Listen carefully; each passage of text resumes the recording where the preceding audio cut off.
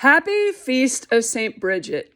Now I know we're Protestants. We don't typically talk about saint feast days, but Brigid of Kildare, the Christian St. Brigid, is a wonderful saint for us to lift up, especially this year, because I got to learn more about her during my time on the Isle of Iona with John Philip Newell, who in Sacred Earth, Sacred Soul writes these words of Brigid. Probably the most beloved of Celtic saints is the golden-haired Brigid of Kildare, born, we believe, in 451 and died in 523. She is the saint who, we believe, brought Christianity to Ireland, who loves the earth, who reveals the sacredness of the feminine, who models female leadership. In fact, she led the monastic community at Kildare for years. She inspires poets and musicians, midwives at New Beginnings, and extravagantly embodies compassion and boundless generosity to the poor and those who seek refuge.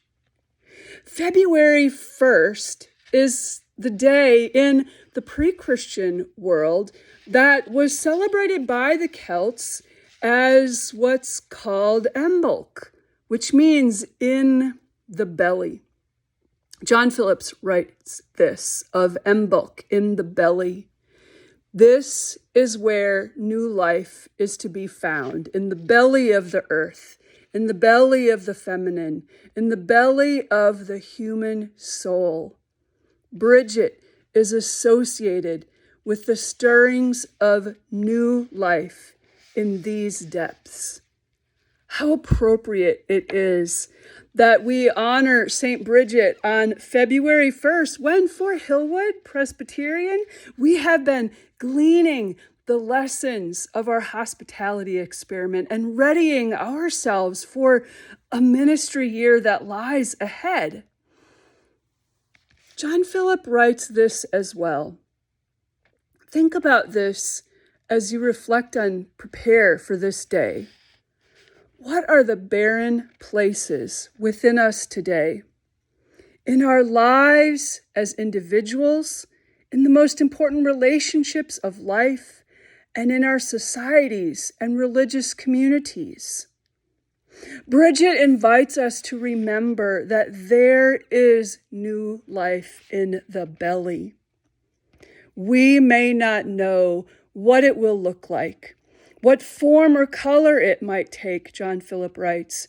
We may not know what exactly how it is going to come forth or when. But as surely as we know new life will emerge from the earth in the spring, we can know that new life is gestating in the human soul.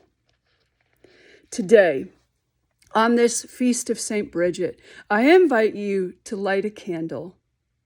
I invite you to listen, to look around you in the world, but to turn with God to your soul, to listen for what is gestating there.